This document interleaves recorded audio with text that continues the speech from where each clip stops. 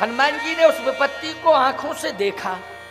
हनुमान जी अभी रावण को सोता हुआ छोड़ के आए थे, लेकिन जैसे ही अशोक वाटिका में पहुंचे, अशोक की डाली पर बैठे, इतने में रावण आ गया। रावण उतने में आ गया तो हनुमान जी ने ये सोचा कि ये रावण आ गया, तुरंत ही आया, थोड़ी देर बाद, इसका मतलब है कि मेरे आने की सूचना रावण को मिल गई, तो मेरे कारण रावण आया है। और सावधान, फिर थोड़ी देर में देखा क्या कि पीछे संग नारी बाहु, स्त्रियां। तो हनुमान जी ने कहा कि अगर मेरा नाम सुन के रावण आया होता तो बड़ी बड़ी राक्षसी सेना लेकर के आता, स्त्रियों को लेके क्यों आता? सोच रहे हो, क्योंकि संग नारी बहु किए। जैसे आपको पता लग जाए कि बहुत बड़ा अस्त्र शस्त्रधारी हमारे गांव में घुस आया है और रात्रि में अस्त्र शस्त्रधारी घुसा है, तो बोलो भाई, आप सब गांव के नौजवानों को लाठी डंडा लेकर के उसको खोजोगे कि नहीं खोजोगे? कि महिलाओं को लेके खोजते फिरोगे? उस समय महिलाओं की जरूरत नहीं, उस समय वीर जवानों की जरूरत है। तो हनुमान जी ने सोचा कि अगर मेरे कारण आया होता तो स्त्रियों को क्यों लाता? हनुमान जी ने कहा अब तो साइलेंट रहना चाहिए, बोलने की जरूरत नहीं है, देखो होता क्या है। और जैसे ही रावण प्रवेश करने लगा, अपने आप फाटक खुल गए अशोक वाटिका, अपने आप। इतना भय था साहब, जड़ में भय है, चैतन्य की बात छोड़ो, जड़ में भय है। जड़ में भय कैसा? अच्छा एक बात बताओ, जो पत्ते होते हैं वृक्ष के, वो चेतन होते हैं कि जड़ होते हैं? वो जड़ हैं, बोलो है कि नहीं? लेकिन समय पुराने परत पात डरत बात, पत्तों से रावण कहता है कि हिलना नहीं जब तक मेरी आज्ञा ना हो जाए, और पवन से कहता है कि मेरे बिना आज्ञा के बहना नहीं।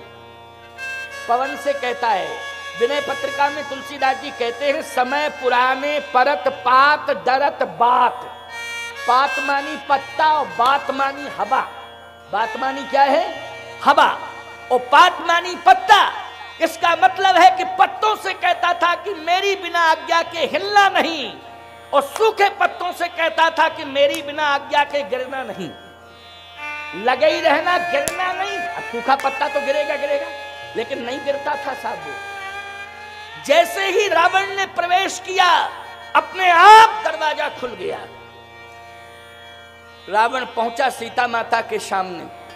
मंदोदरी आदि सब रानी, ये सारी की सारी उपरानियां, मंदोदरी पटरानी है और उपरानियां साथ में, ये सब सीता जी के सामने खड़ी हैं। अब देखो दृश्य क्या है माताओं, सनातन संस्कृति का स्वरूप क्या है, आज के प्रवचन से ये तुम्हें सीखने को मिलता है। पातिव्य धर्म क्या है, ये आज के प्रवचन में सीखने को मिलता है। और पति के चरणों में समर्पण कैसा होना चाहिए, आज के प्रवचन में ये सीखने को मिल रहा है। जैसे ही रावण पहुंचा, कृपाण हाथ में लिए है, मंदोदरी बगल में खड़ी है, उपरानियां पीछे खड़ी हैं, हनुमान जी ऊपर बैठे हैं वृक्ष की डाली पर और पत्तों में छिपे हैं, और सीता जी वृक्ष के नीचे बैठी हैं, रो रही हैं और त्रिजटा समीप में बैठी है। जैसे ही रावण पहुंचा तो रावण कहता है, रोना धोना बंद करो, ऐ सुंदर मुख वाली सीते, आज मैं तुम्हें उपहार देने के लिए आया हूं, रोना बंद करो, तुम्हारा दुर्भाग्य सौभाग्य में बदलने के लिए आया हूं। हनुमान जी ने कहा, बहुत बड़ा ज्योतिषी और विधाता है ये दुर्भाग्य को सौभाग्य में बदलता है, ये बहुत बड़ा विधाता बना फिरता है अपने। शराब पी के सो रहा था, कहता है दुर्भाग्य को सौभाग्य में बदलने आया। अब देखिए आप उसकी एक एक भाषा पर ध्यान देना, एक एक शब्द पर ध्यान देना। रावण कहता है, सीते तुम्हारे दुर्भाग्य को मैं सौभाग्य में बदलने के लिए आया हूं और बहुत बड़ा उपहार लेकर के आया हूं, ये मंदोदरी आज तुम्हें सौंपने जा रहा हूं। मंदोदरी के कान खड़े हो गए। मंदोदरी बोली, हम समझ ही नहीं रहे थे कि क्यों लाया मुझे, और ये तो कहता है उपहार सौंपने आया हूं। अब मंदोदरी कान लगा के सुन रही है, सीता जी तो बैठी हैं, आंखों से आंसू गिर रहे हैं, लेकिन रावण क्या कहता है, कह रावण अरे सुमुख सयानी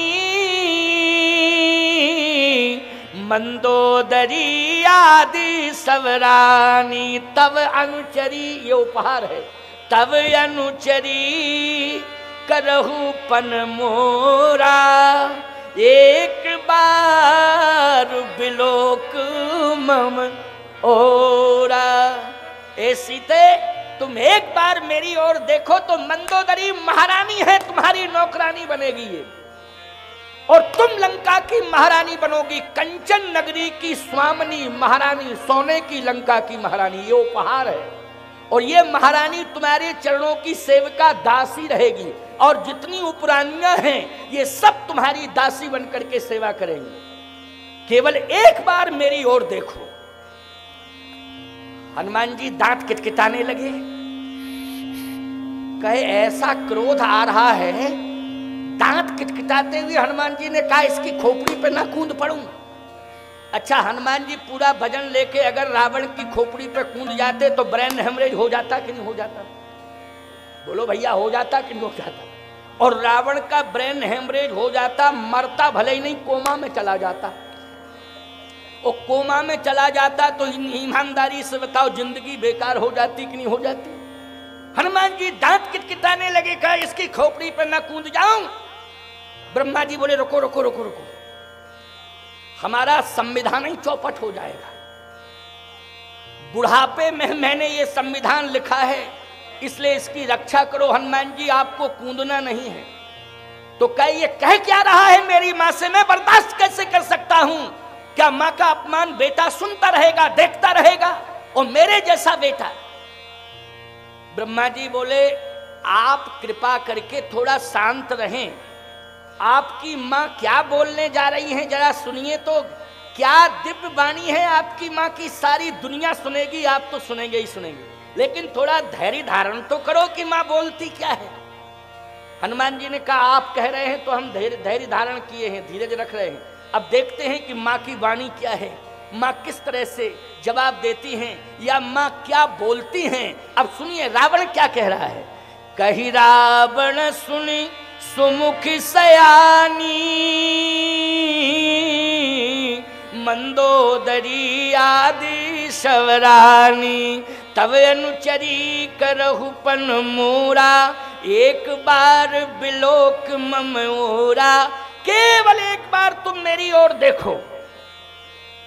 सीता जी ने देखा तो नहीं, क्रोध आया, अपने नाखूनों से मिट्टी हटाने लगी, और जैसे ही मिट्टी हटाने लगी तो तिनका हाथ में आ गया, क्योंकि क्रोध में नाखूनों से मिट्टी हटाई उन्होंने, और जैसे मिट्टी हटाई तो उसमें तिनका था, वो हाथ में आ गया। और जैसे ही तिनका हाथ में आया उसी समय तृण धारी ओट,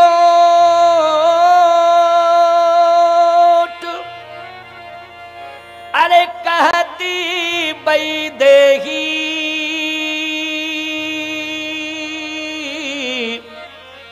और सुमिरी अवधपति परम स्नेही। सीता जी ने तिनका आगे किया। रावण ने कहा ये तिनका आगे क्यों कर रही है तू? सीता जी ने कहा इसलिए कि मुझे क्या देख रहा है, इस तिनके को देख। तिनके को क्या देखना? सीता जी ने कहा तू अभी अभी कह रहा था कि मैं लंका की संपूर्ण संपत्ति, लंका की सोने की लंका की महारानी तुम्हें बना दूंगा, और मंदोदरी को नौकरानी बना दूंगा, सीता तुम्हें महारानी बना दूंगा, लंका की सारी संपत्ति तुम्हें सौंप दूंगा। सीता जी ने कहा मैंने तिनका इसलिए उठाया है कि रावण, मैं तेरे संपूर्ण लंका के वैभव को तिनके के समान तुच्छ मानती हूं, इसलिए मुझे प्रलोभन देने की आवश्यकता नहीं। अरे हनुमान जी का रोम रोम खड़ा हो गया। ब्रह्मा जी बोले कैसा रिजल्ट आया, जल्दी बोलो। कहे गजब गजब, मेरी मां का साहस देखो। आज रावण ने कृपाण निकाली, कृपाण, और जैसे ही कृपाण निकाली तो सीता जी क्या बोली, सुन दस मुख अरे खतोत प्रकाशा, ओ कबहू की नलिनी करे विकासा, असमन समुझ अरे कहत जानकी और खल सुध नहीं रघुबीर बान की सठ सुन्यो हरियाण मोही अधम निलज लाज नहीं तो आए निलज, तुझे लज्जा नहीं लगती है ऐसा कहने में? रावण ने कृपाण आगे बढ़ाई, कहा क्या कहती है निलज? मंदोदरी ने हाथ पकड़ लिया रावण का। मंदोदरी ने कृपाण जिस हाथ में थी हाथ पकड़ लिया और कहा सुन, तूने मुझे दांव पे लगा दिया, लेकिन धन्य है मां मैथिली जो आज मेरी प्रतिष्ठा को बचा लिया उन्होंने। लेकिन तूने मेरी प्रतिष्ठा को दांव पे लगा दिया, मुझे नौकरानी बना दिया है।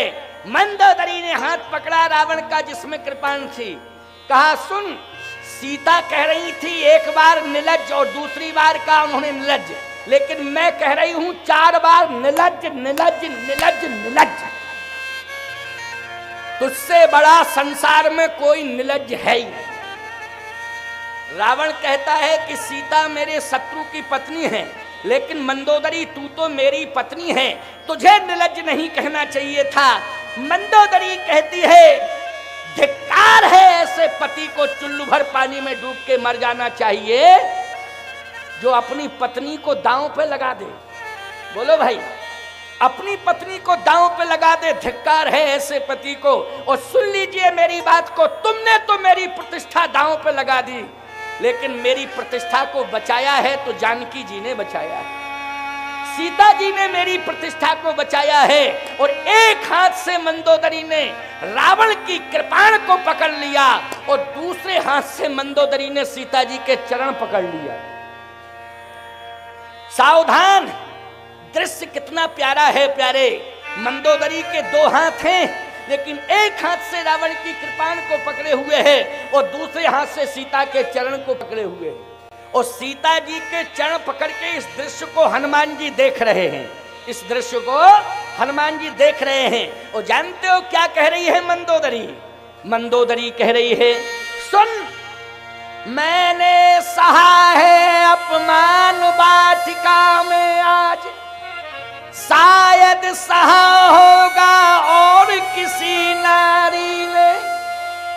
सीता को प्राप्त करने के लिए मुझको ही दांव पे लगाया पति मेरे दुराचारी ने। लेकिन किंतु जानकी ने, ये मंदोदरी कह रही है, किंतु जानकी ने एक बार भी निहारा नहीं, यत्न तो अनेक किए काम के पुजारी ने। इसलिए सीता की ऋणी हूँ, ऋणी नहीं रावण की, क्योंकि मेरी तो बचाई लाज जनक दुलारी ने, मेरी तो बचाई लाज जनक दुलारी ने। आज जनक दुलारी ना होती तो आज मेरी इज्जत कैसे बचती। आज दुनिया वालों सुन लो, केवल मंदोदरी की प्रतिष्ठा ही जनक दुलारी नहीं बचाएंगी। जो भी जनक दुलारी के चरण शरण में आ जाएगा, संपूर्ण जगत की प्रतिष्ठा बचाएंगी ये। आज मुझे विश्वास हो गया कि आज ऐसी मुसीबत में मेरी प्रतिष्ठा बचा दी। हनुमान जी महाराज के नेत्रों से प्रेम आंसू निकल पड़े। कहा धन्य है मां आपकी महिमा, मैंने तो कान से सुनी थी महिमा, लेकिन आज मैं आंखों से देख रहा हूं। आज मैं आंखों से देख रहा हूं कि मेरी मां कितनी महान है, कितनी महान है मेरी मां। इसलिए सीता याश्चरितम महत महर्षि वाल्मीकि जी कहते हैं भगवती सीता के चरित्र की कितनी बड़ी महिमा है। आज मंदोदरी ने माथा पटक दिया सीता जी के चरण में। सीता जी ने मंदोदरी को संभाला है प्यारे। रावण फिर कृपाण लेकर के दौड़ा। मास दिवस तय कहा न माना तो मैं मारो काल कृपाण। 1 महीने का मौका देता हूं, अगर 1 महीने के अंदर तुमने अगर मुझे स्वीकार ना किया तो तेरा धड़ और मस्तक अलग होगा इस कृपाण से।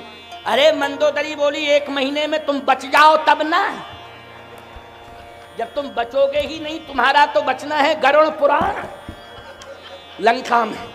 तुम बचो तब ना कि ये कृपाण दिखाओगे और ये करोगे वो करोगे। मौत मंडरा रही है, मौत मंडरा रही है। काल को तुमने बस में किया था, लेकिन आज काल तुम्हारे सिर के ऊपर मंडरा रहा। काल तुम्हारे सिर के ऊपर नाच रहा है, नृत्य कर रहा है, लेकिन सिर के ऊपर की वस्तु व्यक्ति को दिखाई नहीं देती। सिर के ऊपर की वस्तु दिखाई नहीं देती है। तुम्हारे सिर के ऊपर काल नाच रहा है, लेकिन तुम्हें दिखाई नहीं दे रहा है। मंदोदरी कहती है कि अब तो निश्चित रूप से मौत आ गई है। बस रावण कहता है तेरा दिमाग खराब हो गया मंदोदरी। रावण चला गया। देखो भाई, रावण चला गया। आप कहो स्वामी जी आप कहना क्या चाहते? मैं ये कहना चाहता हूं, जैसे ही रावण गया तो सीता जी ने त्रिजटा से कहा, त्रिजटा से, त्रिजटा सन बोली कर जोरी, मातु विपत्ति संग नीते मोरी। आप विपत्ति में मेरा सहयोग करो। त्रिजटा ने कहा कि कहिए ना क्या सहयोग कर सकती हूं। सीता जी कहती हैं थोड़ी सी अग्नि दे दो मुझे। अग्नि, देखो रात्रि का समय है, तो क्या बोली त्रिजटा? निशिला नल मिली सुन सुकुमारी, अस कहे सो निज भवन सिधारी। रात्रि में आग नहीं मिलती है। देखो कभी कोई घटना ऐसी घट रही हो तो घटना को टालना चाहिए, ये नियम कहता है। माताओं ये समझदारी का परिचय दो, इसलिए कहता हूँ रामायण पढ़ना चाहिए। रामायण जरूर पढ़ना चाहिए। बहुत से लोग कहते हैं महिलाओं को सुंदरकांड नहीं पढ़ना चाहिए। क्या लंका कांड पढ़ना चाहिए? क्यों भैया, जब सुंदरकांड बोले लंका कांड पढ़ना चाहिए, सुंदरी कांड पढ़ना चाहिए। सुंदरकांड से शिक्षा मिलती है। ये कौन कहता है कि सुंदरकांड नहीं पढ़ना चाहिए? जरूर पढ़ना चाहिए सुंदरकांड, लेकिन बस इतना ध्यान रखा जाए कि हमारे शरीर में पवित्रता हो। कहीं ऐसा तो नहीं है कि हम अपवित्र स्थिति में हो, पढ़ रहे हो तो अपराध है। ये अपराध है। ऐसी कंडीशन में सुंदरकांड की बात छोड़ो, ऐसी कंडीशन में तो रसोई के अंदर भी प्रवेश नहीं करना चाहिए। बोलो भाई, अपने घर की रसोई के अंदर प्रवेश नहीं करना चाहिए, क्योंकि रसोई मानी है पवित्रालय। रसोई मानी क्या है? पवित्रालय। भोजनालय मानी पवित्रालय। इसलिए मर्यादा का ध्यान रखना है।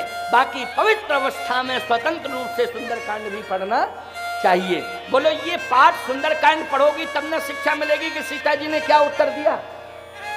सीता जी ने रावण को ये कथा सुंदरकांड की है, इसलिए जरूर पढ़ना चाहिए। आइए सुनिए, मिल रही है आवाज। बड़ी बड़ी घटनाएं घट जाती हैं। कोई नारी कहती है बहन मिट्टी का तेल नहीं है, क्यों मांग रही हो? हमें जलना है, तो कहती है हमारे पास रखा है 2 लीटर, कहो तो दे दें, ले लो। क्यों भाई?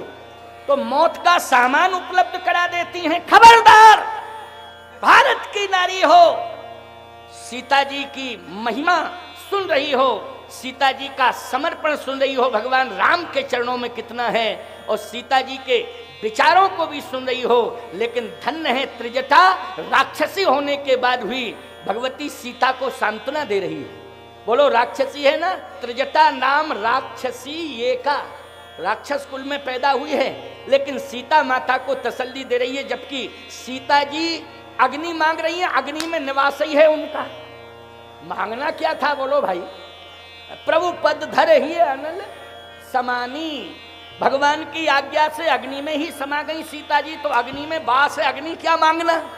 लेकिन धन्य है, लीला है ये। त्रिजटा कह रही है रात्रि में अग्नि नहीं मिलती है। इसका मतलब है कि अगर कोई आपदा विपदा में पड़ करके या टेंशन में आकर कोई नारी मौत का सामान मांगे तो उस समय टालने की कोशिश करना चाहिए। ये धर्म कहता है।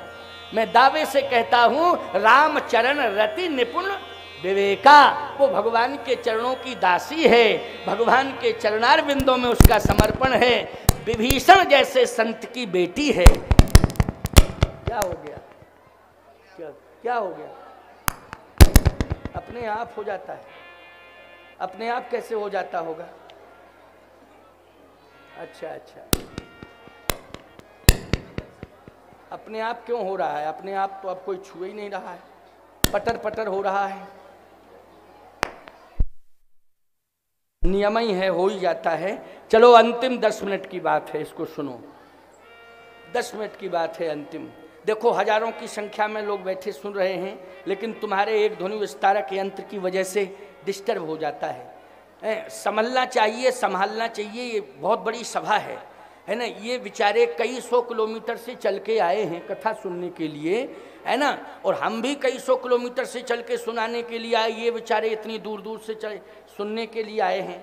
तो सावधानी बरतना चाहिए कि कभी भी हमारी तरफ से व्यवस्था में कोई त्रुटि ना हो जाए, तो इस बात का ध्यान रखना चाहिए। चलो कोई बात नहीं है, अंत भला तो सब भला। अब तो लास्ट दिन है, इसलिए सुनो, अंतिम बात आपको सुना दें। आओ प्रेम से सुनो, अंतिम बात है, बस ये 10 मिनट की बात है, इसको मन लगा के सुनना। बहुत महत्वपूर्ण, इतनी महत्वपूर्ण बातें हम सुनाना चाहते थे और हमारे मन मूड में था कि हम सुनावें, फिर भी कोशिश कर रहे हैं सुनाने की कि आपको सुनाएं, लेकिन 10 मिनट शेष रह गए हैं। आओ सुनो। त्रिजटा समझा के चली गई, लेकिन किशोरी जी ने अशोक वृक्ष से कहा। क्या कहा? अशोक, तुम्हारा नाम अशोक है, मैं तुम्हारे नीचे बैठी हूं, तुम्हारे तनहा के पास बैठी हूं, कम से कम तुम ही मेरे शोक का अंत कर दो। तो अशोक क्या कहता है, सुनो ध्यान से। अशोक ने क्या कहा? अशोक ने कहा, माता जी मैं रावण की वाटिका का अशोक हूं। रावण प्रकृति को भी दंडित करता है, उसने कह दिया है कि खबरदार मेरी बिना आज्ञा के कोई काम तुम नहीं कर सकते हो। इसलिए मैं मजबूर हूं, मैं अशोक जरूर हूं, लेकिन रावण के राज्य में निष्प्रभावी हूं, मेरा कोई प्रभाव नहीं है, इसलिए मैं आपकी मदद नहीं कर सकता हूं। ये अशोक कह रहा है। इसका मतलब है प्रकृति भी भयभीत है, समझ लेना, रावण के आतंक से। तो किशोरी जी ने कहा कि धरती पर रावण का अधिकार है, लेकिन आकाश की ओर देखा तो तारे टिमटिमा रहे थे। तारे, आहा, देखियत प्रगट गगन अंगारा, अवनी नयावत कौतारा। देखियत प्रगट गगन अंगारा, ए तारागण, तुम आग का अंगार बन के मेरे ऊपर गिर जाओ और मुझे जला के भस्मीभूत कर दो। हनुमान जी ने सोचा कि ये तारे आग का अंगार बन के टूटेंगे। हनुमान जी ने कहा, माता जी धीरज छोड़ रही है, धैर्य टूट रहा है मेरी मां का। और मां का धैर्य टूटने लगे तो उस समय उसकी संतान को संभालना चाहिए। दो ही संभालने के लिए होते, या तो पति होता है या पुत्र होता है। क्यों भाई? अगर पति है तो पहले तो पति संभाले, और पति नहीं है तो पुत्र संभाले। बोलो भाई। और पति और पुत्र ना हो तो परमात्मा संभाले, फिर उसे ये धर्म कहता है। बस 3 ही संभालने के लिए होते हैं, पति, पुत्र और परमात्मा। लेकिन यहां पुत्र बैठा हुआ है। कौन बैठा है? यहां पुत्र बैठा हुआ है, और मां मौत मांग रही है। तारागण से कहती है कि आग का अंगार बन के मेरे ऊपर गिर पड़ो, मैं अपने शरीर को जला के भस्मीभूत कर दूं। हनुमान जी ने कहा कि मेरी मां धैर्य तोड़ रही है, हे हनुमान, अब तुझे सहारा बनना चाहिए। लेकिन पहला पहला परिचय हो सकता है कि पहले ही परिचय में विश्वास न हो तो समस्या खड़ी हो जाएगी। लेकिन जो पहले से परिचय है उसको लेके मैं आया हूं। जो पहले से जिसका परिचय है जानकी जी के पास, वो मैं लेके आया हूं। और वो थी मुद्रिका। बोलो थी कि नहीं मुद्रिका? वो पहले से परिचय था, वही लेकर के आए थे ना हनुमान जी। मुद्रिका, कर मुद्रिका दीन जन जानी।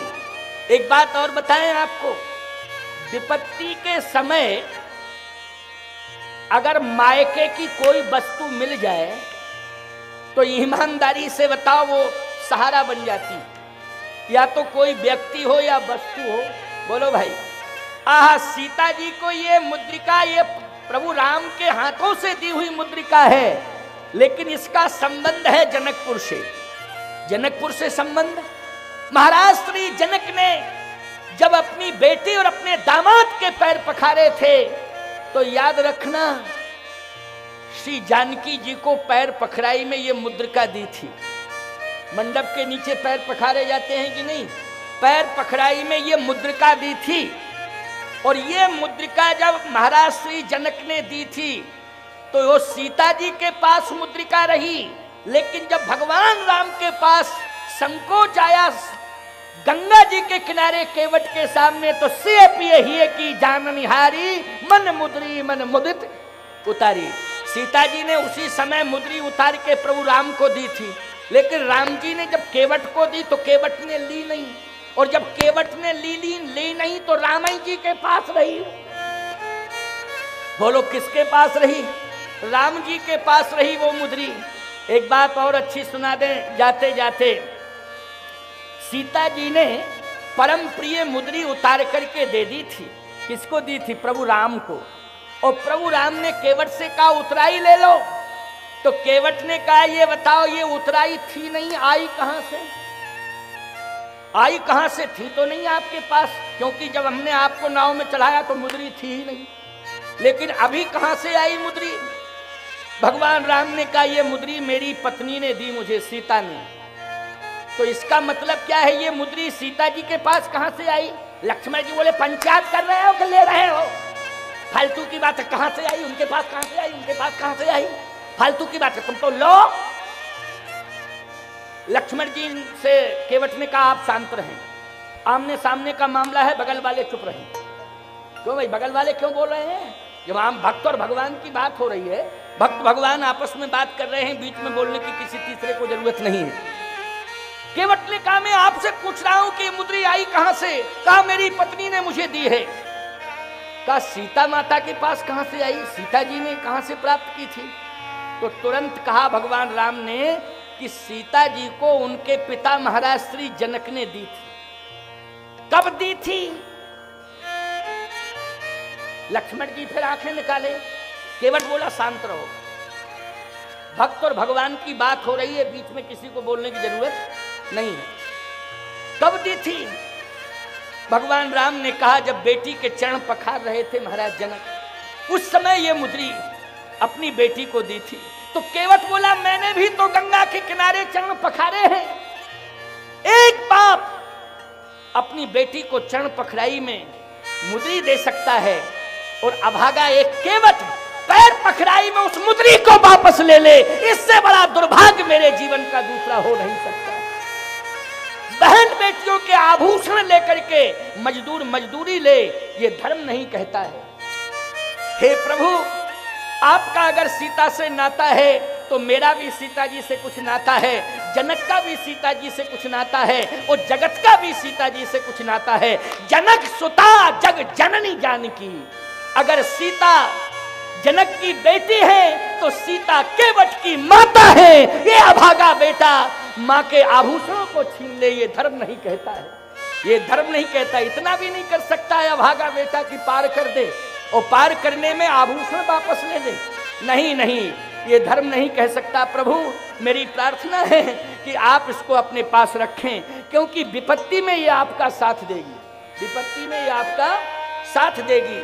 भगवान की आंखों में आंसू आ गए केवट की बात सुन के, श्री किशोरी जी की आंखों में आंसू आ गए। और जब हनुमान जी को देने लगे मुद्री सीता के लिए, हनुमान जी के हाथों में राम जी मुद्री सौंपने लगे, तो केवट का स्वरूप प्रकट हो गया वहां कि केवट ने गंगा के तट पर यह कहा था कि ये मुद्री विपत्ति में साथ आएगी, ये विपत्ति में काम करेगी मुद्री। आज ये मुद्री काम कर रही है।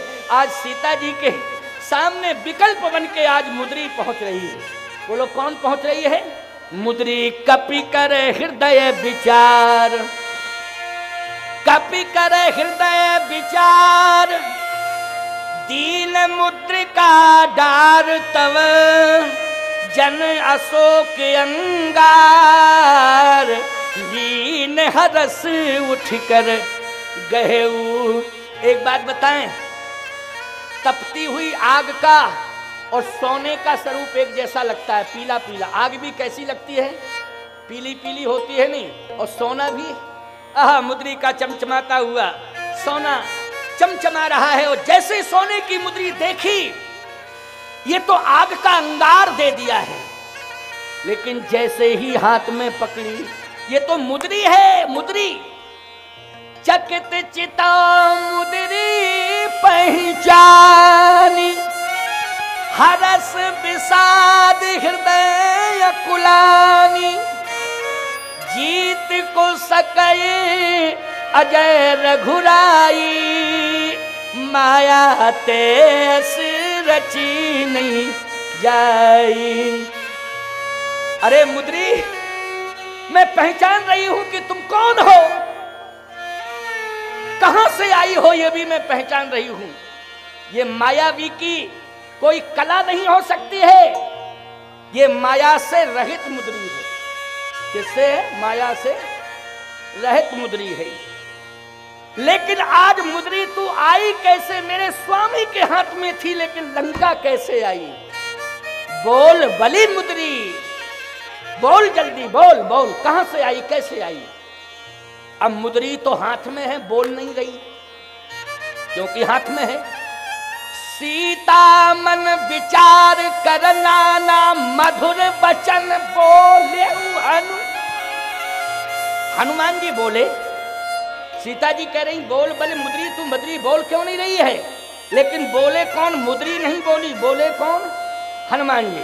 मधुर वचन बोले हनुमाना, मधुर वचन बोले हनुमाना। हनुमान जी बोले रामचंद्र गुण अरे बरने लागा, तो सुनते हैं सीता कर दुख भागा। लागी सुने श्रवण मन लाई, आदेहु ते सब कथा सुनाई। मन लगा के सीता जी कथा सुनने लगी।